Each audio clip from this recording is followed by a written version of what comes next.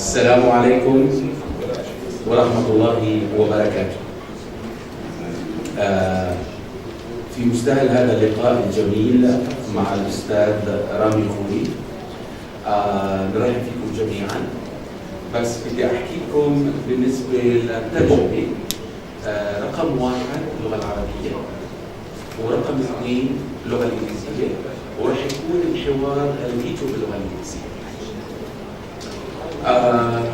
Our guest this evening is a seasoned editor-in-chief and mentor with unique characteristics. A liberal, professional journalist who stood always by his principles and served as a bridge between East and West, given his cultural background. Thousands of Arabs, including dozens of top-notch Jordanian professionals, have followed the footsteps of Rami Khoury, charted by this journalist, academic and public. Holder of the Pax Christi International Peace Prize for 2006, Rami Khoury is an internationally syndicated political columnist and book author. I stop here because if I want to continue, it's going to take hours. And I give him the forum to speak to us about this lecture is about the media and the regulations and the bylaws of the media in the Arab world. The floor is yours. Thank you. Thank you very much, Saad. Thank you to the Showman Foundation for inviting me and all of you for being here. It's a pleasure to come back to Amman always. Coming from Beirut, it's like going to a calm retreat and have a normal life. It's a nice change, and I'm always happy to come back and see friends and family and meet new people. I want to talk about a subject which I think is very sensitive, it's very important, and because of those 2 points, I think it's very critical that we have a very honest and open discussion across the Arab world about the basic point of freedom of expression and freedom of the press and their role in our societies today. I essentially want to make 3 points. The first is that there's a trend in the Arab world using laws and other controls to constrain some aspects of the media. Certainly some excesses need to be constrained, some dangerous aspects need to be controlled, but there's a trend of using laws that restrict personal expression probably more than we need, and this has a debilitating and dangerous impact on society at a critical moment in the modern history of the Arab world, when the most important thing we need is for citizens to express their views honestly and to engage with one another openly and peacefully and democratically. So constraining free expression is probably the worst thing that can happen across the region, and we need to discuss it. The second point is that freedom of expression, like freedom of the media, I use the word freedom of expression because it captures really the heart of the dimensions. Freedom of expression is not only about political rights. Freedom of expression is a much, much more significant and deeper issue that actually impacts a very wide range of conditions of life, including political stability, security, economic development, social calm, and many other dimensions of life. And we should look at freedom of expression not as a technical issue that a few activists and political people demand, but rather as the essential foundation of a stable, dignified, and productive society that responds to the needs of its citizens in an atmosphere of calm and peace and mutual respect. And the third point I'd like to make is that from my experience, almost 50 years of journalism in the Arab world, including almost 30 years in Jordan, my experience tells me that Jordan is ideally placed to take the lead in this process. It has the assets and the attributes in leadership and political culture and traditions and consensus building and rational dialogue and composure. It has all the assets to take the lead across the Arab world, to show the rest of the Arab world how to guarantee freedom of expression and speech and media in a responsible way that protects the national interest and security of all people. I believe that this has been repeatedly expressed at the highest level, including by His Majesty the King, in recent statements where he's talked about the desire to develop a media sector with freedom and responsibility, and one that respects the opinions of others, and pluralism and justice and the rule of law. I think the practitioners of politics and law and media in our society of Jordan, but across the Arab world, need to live up to that charge. And I'd like to make some suggestions about this. So the main point I want to make is that more than ever before in modern history of the Arab world, and I'm talking about the Arab world as a whole, I'm not talking only about Jordan, more than ever before, we need to look at freedom of expression and media freedom laws and to affirm them, to sharpen them, to clarify them, and to embed them fully in the rule of law and the functioning of an independent professional judiciary. Those are all factors that are easily achieved in any Arab society that wishes to do so, but very few have actually been able to achieve that process. And this is the path, I believe, to assist to the benefits of all society. I've had a lot of experience in all forms of media, newspaper, television, radio, books. I've done virtually every kind of media that one can do in the Arab world, and I'm convinced that allowing citizens, individually and collectively, to express their views freely and responsibly on critical issues that are meaningful to them, that matter to them in their lives, that they determine are important issues that matter to them. Allowing citizens freely to express their views is the critical foundation for meaningful, balanced, just, and sustainable national development. It's a critical foundation that has to be achieved to achieve all the other goals that we want to achieve in society. At the same time, state and society have the right and the obligation to define what is permissible and what is appropriate and what is dangerous to society. Absolutely, the state and society have the obligation and the right to do that, and to say that there are some things that are not acceptable to be expressed in public, such as promoting violence or restricting the rights of some citizens versus other citizens or other things of that nature. So we're not talking about absolute freedom. We're talking about freedom that is defined in a process by which citizens, state, and society all together reach a consensus. And freedom of expression in the media are not only about personal rights, they are the foundation of the convergence between personal dignity and national development. The convergence between personal dignity and national development. They're the first line of citizen participation in the processes of state building, social justice, civil peace, balanced development, and lasting national security. The very first thing that happens to achieve all of these things is that individual people, all of us in this room and all of us in the Arab world, must be able to speak out responsibly and honestly about what's on our mind. These critical rights provide the essential link between the individual's concept of human dignity and the state's obligation to ensure stability, development, and well-being. Freedom of expression and media are not primarily about ideology. They're primarily about biology.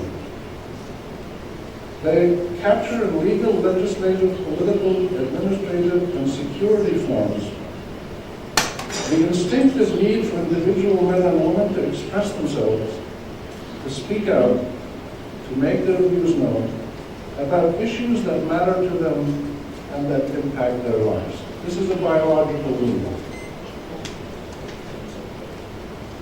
Finding the appropriate balance between total freedom of expression and the restrictions by the state or society has been a critical challenge that has faced all societies around the world. That balance must reflect a combination of indigenous and universal values. And it remains a major challenge across the Arab region, as well as in many other parts of the world. I mention this now because recent events in the Arab world in the last 6 years, but really in the last 25 or 30 years, recent events have clarified the central role that a citizen needs to play to express his or her views freely. If you look at the Arab uprisings that started in 2011, if you look at events before that in the last 20, 30 years, a lot of peaceful, non-violent, civil and political activities were happening all over the Arab world, where essentially citizens were trying to express their views about either things that they were unhappy with or things that they aspired to. And this was a cry, especially in the early days of the uprisings, when people were asking for dignity and freedom and humanity and life. People were out in the streets protesting for a bunch of abstract nouns. They weren't saying, I want to be rich, or I want to be powerful. They wanted dignity, they wanted social justice. And it's clear now that there has been a massive pent-up need across this region, which the uprisings expressed in one way, but many other expressions of this have taken place over the last 30 or 40 years. There was a strong need for a combination of material needs, jobs, income, housing, education, medical care, material needs, but also political needs and needs in the realm of the rights that individuals feel are their rights, both as human beings and as citizens of their states. And the uprisings should be seen also as an important lesson of what happens when people feel that these rights are not implemented, when they don't have the opportunity to live a dignified life, when their material basic needs are not met, their reasonable needs are not met. This is what happens. They take action of some sort. It started peacefully, which is how it should always be, but then it evolved in a different direction. And the critical need to engage citizens in a process of peaceful public debate and discussion was best demonstrated in the experience of Tunisia, which avoided the large-scale violence that other Arab countries suffered, but engaged in a very deep, long-lasting 2 or 3 years of discussion about the central issues of what defines a citizen, what are the responsibilities of citizens, what are the responsibilities of the state, and the most sensitive issues were debated for 2 or 3 years in public forums, in small meetings, in the media, in parliament. They talked about Arabism, they talked about religion, they talked about the role of men and women, the role of the armed forces, local government, national government, Arabism, international obligations. The most important issues were openly discussed peacefully, civilly, politically, constructively, and ultimately constitutionally, creating the first example in the Arab world of a constitution that emerged from years of intense public discussion, leading to a powerful consensus about these issues of the rights and freedoms of citizens, but also the limits that the state can impose to protect public well-being and the public good.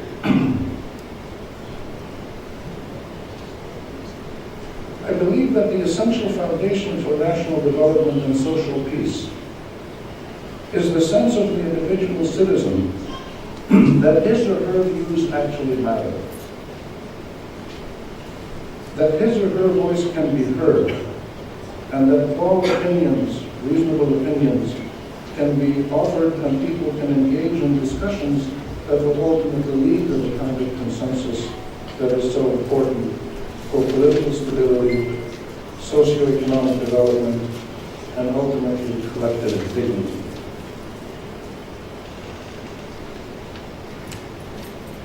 There's a lot of specific issues involved in this question of freedom of information, freedom of expression, personal liberties, media, laws.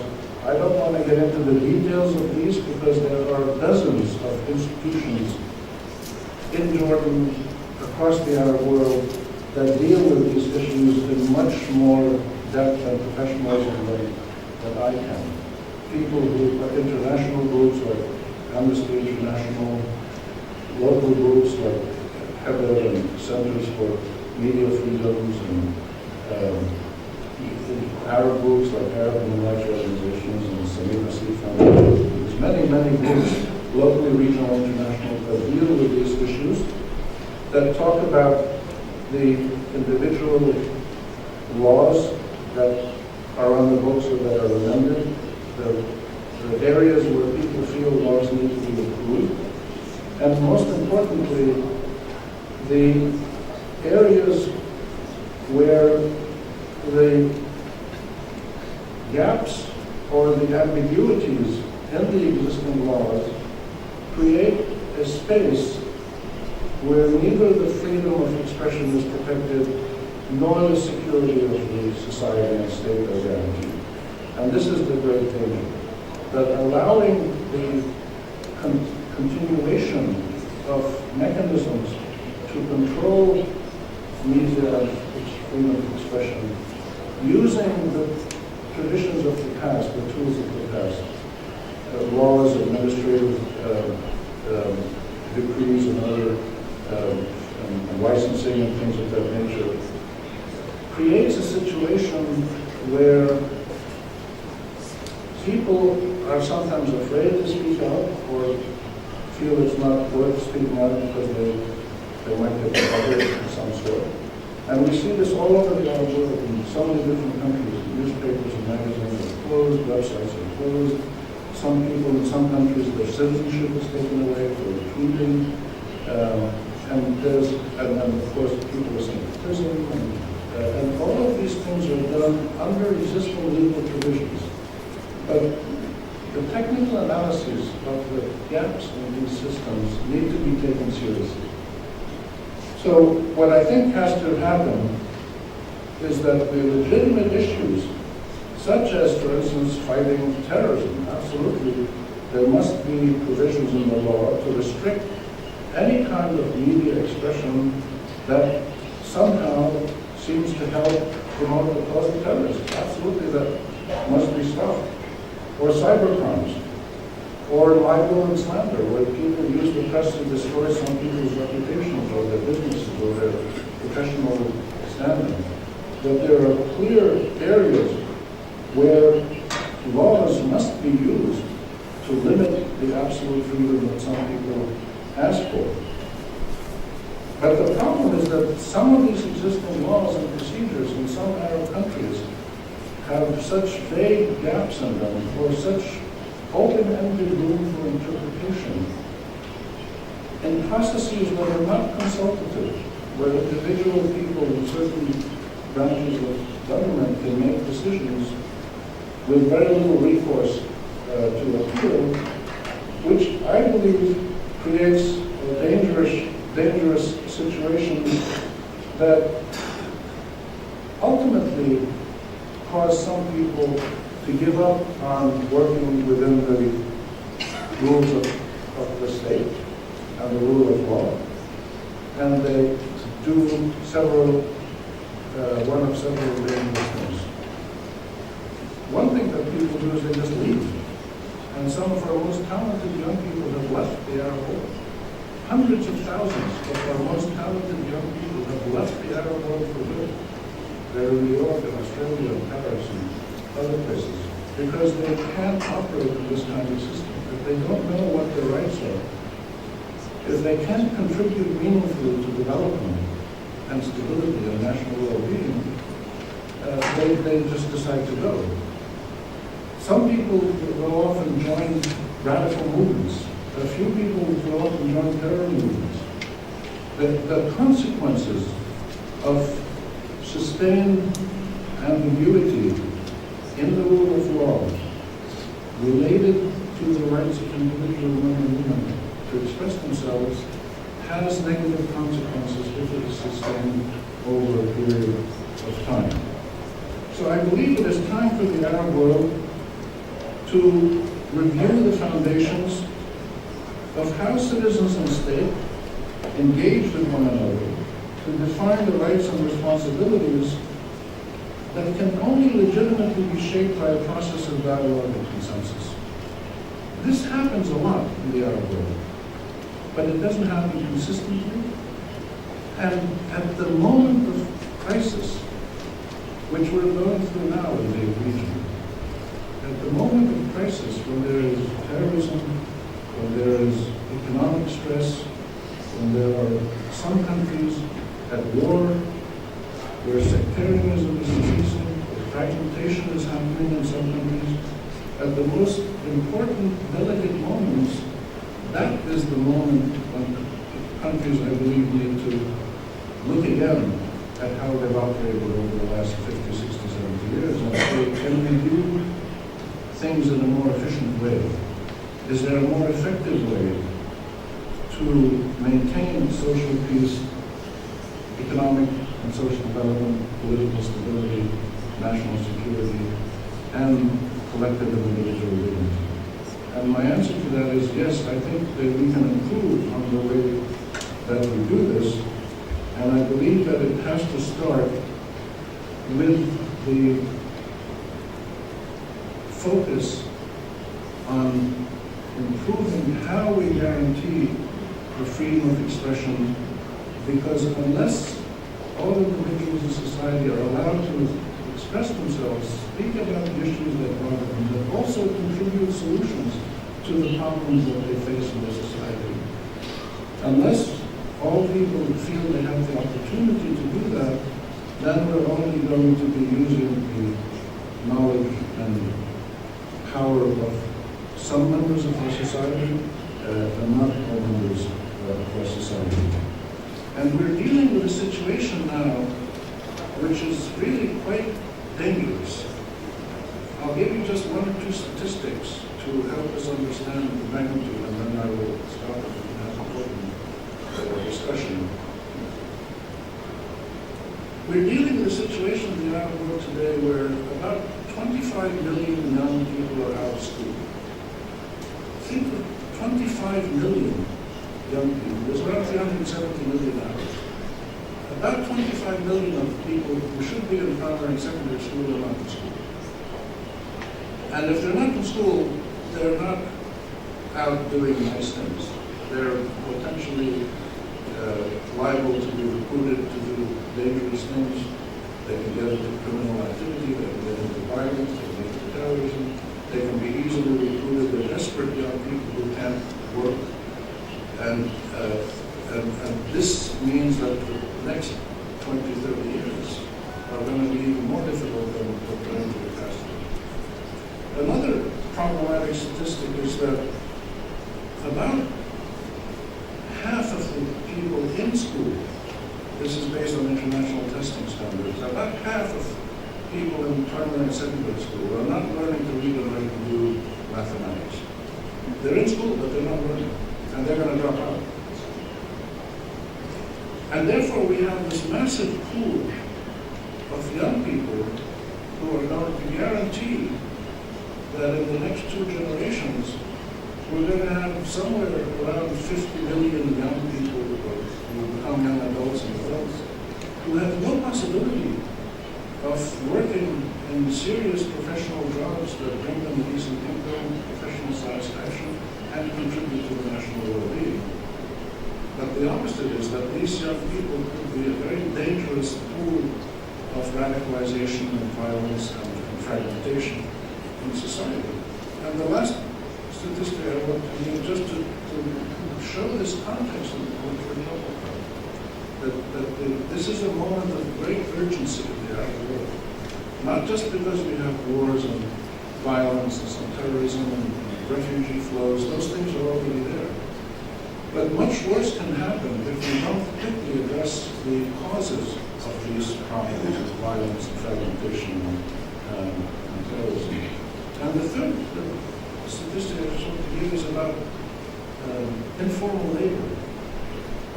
Something around 40% of all workers in the Arab world work in the informal labor sector.